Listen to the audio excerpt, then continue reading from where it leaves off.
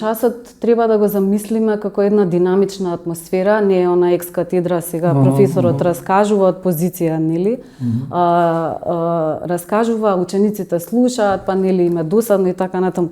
Тоа треба да биде проследено со видеа, со фотографии, со документи, треба да одат во институциите каде што се чуваат архивите, треба да знаат на кој начин тие може да пополнат барање за да имаат пристап во некоја архива, за да може да ги погледнат документите, треба да учат за нивна заштита, како тие се заштитуваат и така натаму. Така што да им внесат едно чувство на граѓанска одговорност кон сето ова, затоа што и дефинитивно ни е потребно. Може да видиме сега што се случува и со јавниот простор, колку Скопје 2014 го уништи јавниот простор, имаше за цел да избрише една цела епоха историска.